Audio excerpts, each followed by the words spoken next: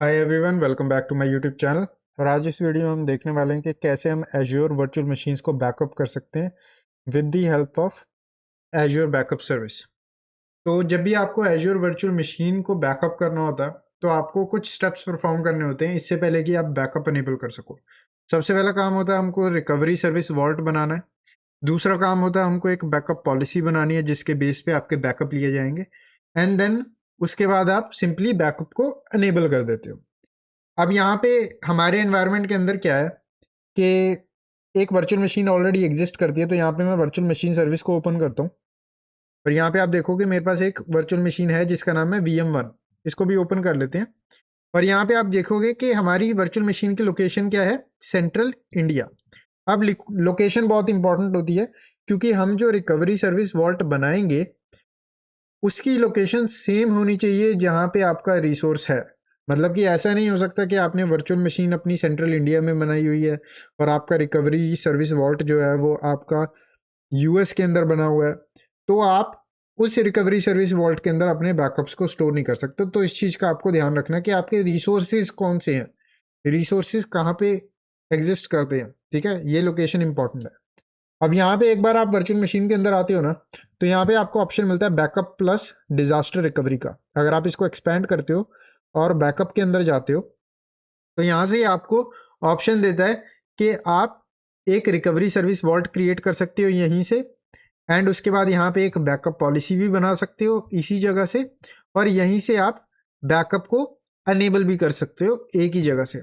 अब यहाँ पे ये जो सारे स्टेप्स हैं आप यहीं से कर सकते हो, कोई दिक्कत नहीं है। बट यहाँ पे मैं आपको दिखाने वाला हूँ कि हम एक अलग तरीके से बैकअप की जो पॉलिसीज हैं वो उसको बनाएंगे, रिकवरी सर्विस वॉल्ट को भी अलग तरीके से क्रिएट करेंगे, यहाँ से नहीं करेंगे। अब ऐसा मैं क्यों दिखा रहा हूँ, क्योंकि आप जब रियल वर्ल्ड में जाओगे किसी कंपनी के लिए काम करने के लिए तो उसके अंदर मोस्ट प्रोबेबली आपको ये सब कुछ बना हुआ मिलेगा पहले से। ठीक है, रिकवरी सर्विस वॉल्ट प्रोबेबली बना हुआ होगा, किसी और एडमिन ने बनाया होगा, अनटिल अनलेस वो एक नया एनवायरनमेंट नहीं है। तो उस सिनेरियो में आपको पता होना चाहिए कि भी ये पॉलिसीज को मैनेज कहाँ से करना है, किस तरीके से आपको रिकवरी सर्विस वॉल्ट को एक्सेस करना है, मैनेज करना है। ठीक है, तो यहाँ से आप बना सकते हो, कोई दिक्कत नहीं है, इजी है। एक क्लिक करोगे तो आपकी ये सारी पॉलिसीज वगैरह इस तरीके से बन जाएंगी। बट हमारे सिनेरियो हम क्या करते हैं, होम पे क्लिक करते हैं और यहाँ पे सर्विस सर्च करते हैं जिसका नाम है रिकवरी सर्विस वॉल्ट्स, कुछ इस तरीके से, और इसको ओपन कर लेते हैं। यहाँ पे जैसे ही आप इसको ओपन करोगे, अगर रियल वर्ल्ड के अंदर आपको बहुत सारी पॉलिसीज यहाँ पे दिख रही हैं, बैकअप के वॉल्ट्स दिख रहे हैं, मतलब कि आपके पास मल्टीपल वॉल्ट्स एग्जिस्ट करते हैं। हमारे सिनेरियो में कोई भी वॉल्ट है नहीं, तो यहाँ पे सिंपली क्रिएट पे क्लिक करता हूँ मैं। और यहाँ पे मैं बताता हूँ कि मेरी सब्सक्रिप्शन कौन सी होगी जिसके नीचे मैं ये वॉल्ट बनाने वाला हूँ। तो मेरे एनवायरनमेंट के अंदर एज्योर सब्सक्रिप्शन 1 जो है उसके अंदर मैं बनाऊंगा। और रिसोर्स ग्रुप के लिए मैं यहाँ पे क्रिएट न्यू पे क्लिक करके एक नया रिसोर्स ग्रुप बना लेता हूँ जिसका नाम रख देता हूँ मैं बैकअप्स, कुछ इस तरीके से। उसके बाद मेरे को वॉल्ट का नाम देना होता है, तो यहाँ पे वॉल्ट का नाम दे देता हूँ मैं कि एज्योर VMs, कुछ इस तरीके से। देन रीजन, अब रीजन जैसे कि मैंने बताया कि हमारी वर्चुअल मशीन कहाँ पे है, सेंट्रल इंडिया के अंदर, तो यहाँ पे मैं रीजन भी सेंट्रल इंडिया चूज करूंगा, कुछ इस तरीके से। एंड नेक्स्ट पे चलते हैं रिडंडेंसी। अब यहाँ पे रिडंडेंसी के अंदर आप बेसिकली बताते हो कि आपका जो बैकअप के अंदर, मतलब इस वॉल्ट की जो रिडंडेंसी है वो कैसी होगी। मतलब कि ये तीन ऑप्शन आपके पास, लोकल रिडंडेंट बनाना चाहते हो, जोन रिडंडेंट बनाना चाहते हो, या जियो redundant.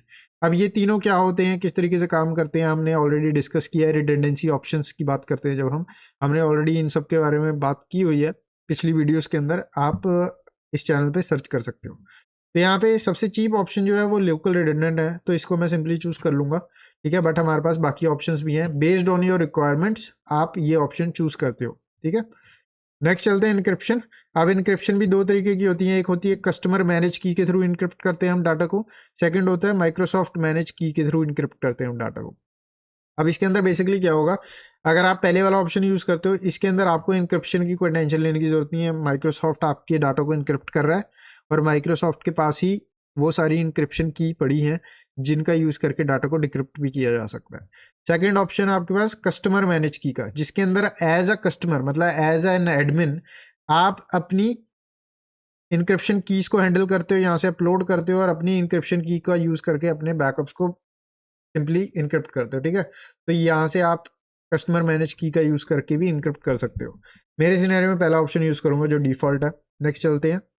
And then you have immutability. अब इम्यूटेबिलिटी क्या होता है? इम्यूटेबिलिटी बेसिकली प्रिवेंट करता है कि आपका जो बैकअप डाटा है वो डिलीट ना हो, मॉडिफाई ना हो या फिर ऑल्टर भी ना हो।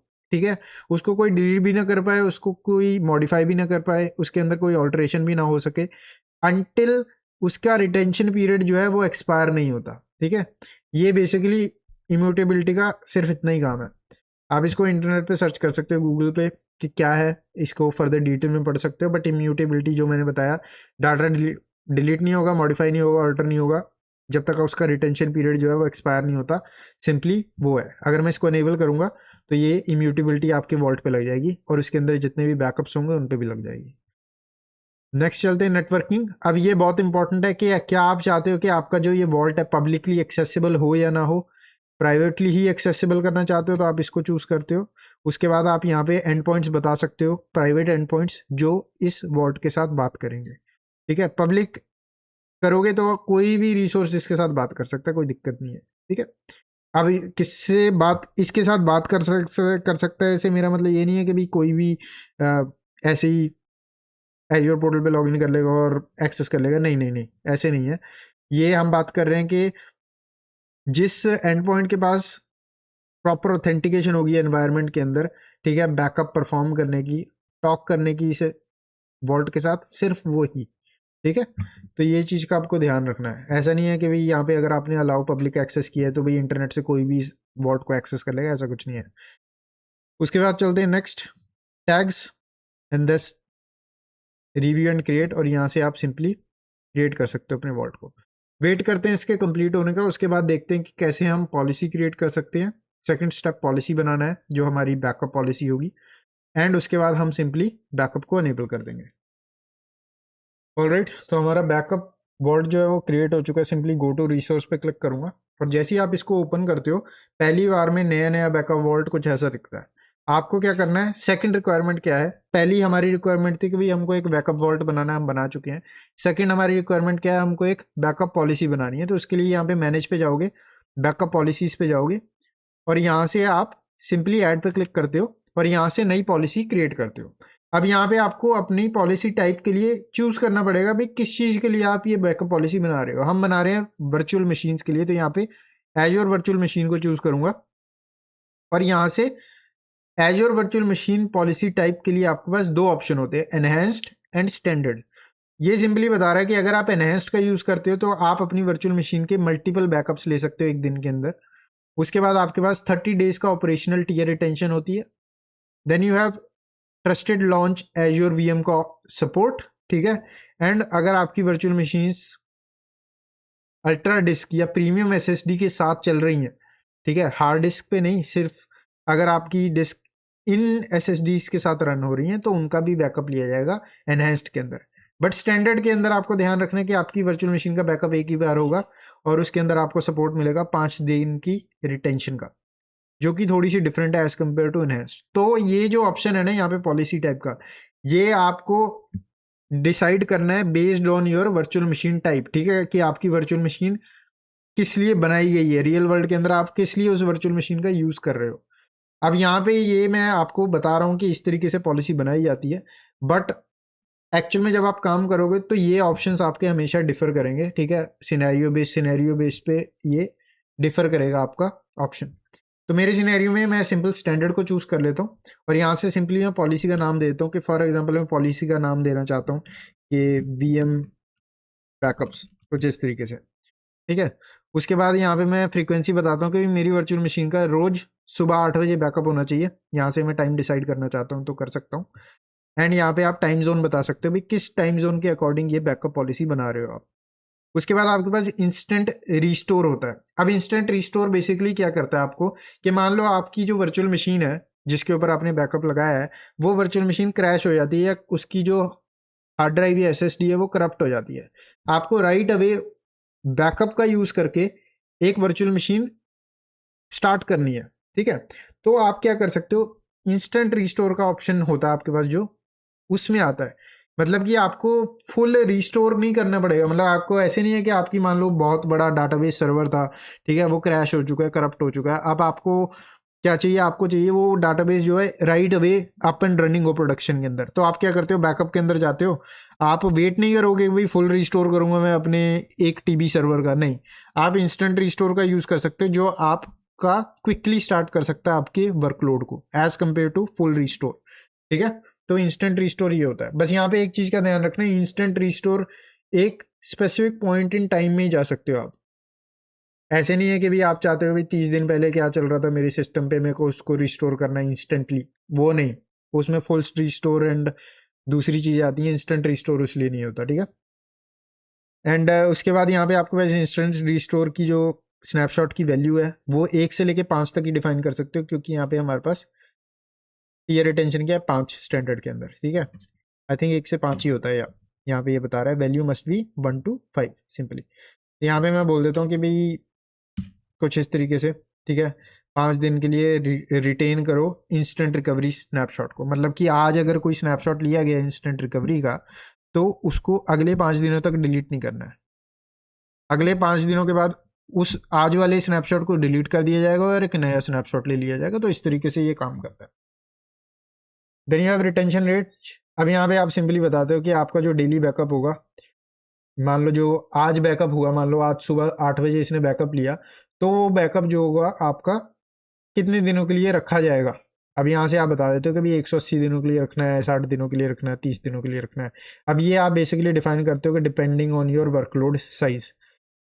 ठीक है, क्योंकि यहाँ पे कॉस्ट भी इसी पे मैटर करती है। अब मान लो आपकी वर्चुअल मशीन है, उसका साइज बहुत बड़ा है, अब उसमें आप अगर उसका बैकअप 2-2 साल के लिए रख रहे हो, तो उस सिनेरियो में आपको ज़्यादा पैसे देने पड़ेंगे। ठीक है, तो इस चीज़ का आपको ध्यान में रखना है कि आप यहाँ पे क्या साइज डिफाइन कर रहे हो, क्या डेज डिफाइन कर रहे हो। तो ये बैकअप पॉलिसी की सिंपल स्ट्रेट फॉरवर्ड है, कुछ इसके अंदर ज़्यादा नहीं है। ठीक है, then you have weekly backup point define कर सकते हो, मंथली डिफाइन कर सकते हो, ईयरली डिफाइन कर सकते हो।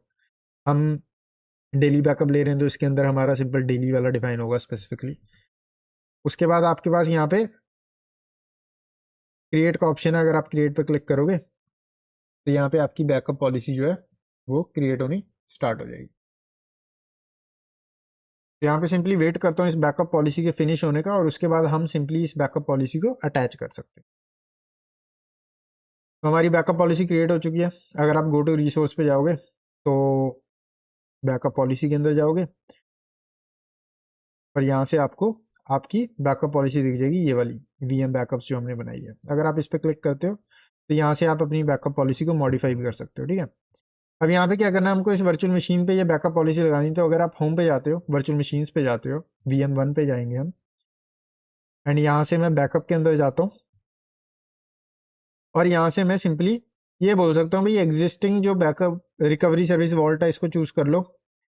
उसके बाद पॉलिसी टाइप, मैं यहाँ पे क्या बोलूँगा, मेरे पास ऑलरेडी एक पॉलिसी एग्जिस्ट करती है, उस पॉलिसी का नाम है VM बैकअप्स पॉलिसी। कुछ इस तरीके से आप यहाँ से नई भी बना सकते हो, बनाना चाहते हो तो, पर स्टैंडर्ड के अंदर मैं यहाँ पे सिंपली ये वाली जो बैकअप पॉलिसी हमने बनाई है उसको चूज कर लेंगे और यहाँ पे बता देगा पॉलिसी की डिटेल्स क्या है। और यहाँ पे आप डिफाइन करते हो भी कौन कौन सी डिस्क जो है जिनका आप बैकअप लेना चाहते हो। हमारे सिनेरियो में इसके अंदर सिर्फ एक ही डिस्क लगी है वर्चुअल मशीन के अंदर, जो कि हमारी डाटा डिस्क है, सॉरी OS डिस्क है। ठीक है, अगर आप मल्टीपल डिस्क होंगी तो यहाँ से आप मल्टीपल डिस्क को चूज कर सकते हो।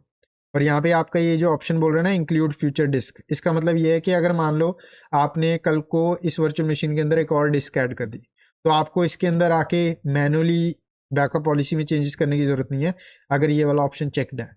ठीक है, ये बेसिकली बोल रहा है कि अगर फ्यूचर में आप इस वर्चुअल मशीन के अंदर कोई नई डिस्क ऐड करते हो तो वो ऑटोमेटिकली बैकअप पॉलिसी का पार्ट बन जाएगी। तो ये इसलिए चेक करना है।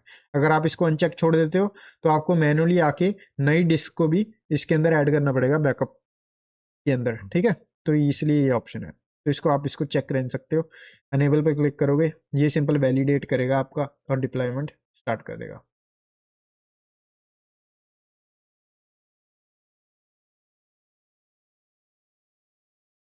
ऑलराइट, डिप्लॉयमेंट कंप्लीट हो गई है। गो टू रिसोर्स पे क्लिक करता हूँ सिंपली। ठीक है, और यहाँ से आपको बैकअप पॉलिसी जो तो हमने बनाई थी वो तो दिख ही रही है, बट यहाँ पे बैकअप्स कहाँ पे दिखेंगे। बैकअप्स के लिए आपको प्रोटेक्टेड आइटम्स के अंदर जाना है, बैकअप आइटम्स के अंदर जाना है, और यहाँ से आप देखोगे वर्चुअल मशीन के अंदर एक वर्चुअल मशीन यहाँ पे दिख रही है। अगर आप इस पर क्लिक करते हो तो यहाँ से आपको दिखा देगा कि कौन सी वर्चुअल मशीन है जिसको बैकअप किया जा रहा है, प्री चेक पास हो चुका है, और यहाँ पे आपको ये सारी डिटेल्स देता जाता है कि भाई आपका जो टारगेट है, लास्ट कब स्कैन हुआ था, लास्ट स्टोर पॉइंट क्या था, एंड एवरीथिंग। अब हमारे सिनेरियो के अंदर क्योंकि हमने अभी अभी बैकअप अनेबल किया तो यहाँ पे कुछ दिख नहीं रहा, बट इस तरीके से ऑन बेसिक लेवल आप बैकअप को अनेबल करते हो अपनी एज्योर वर्चुअल मशीन पे। तो इस वीडियो में बस इतने। वीडियो को लाइक करें, चैनल को सब्सक्राइब करें। मैं मिलता हूँ आपको नेक्स्ट वीडियो के अंदर।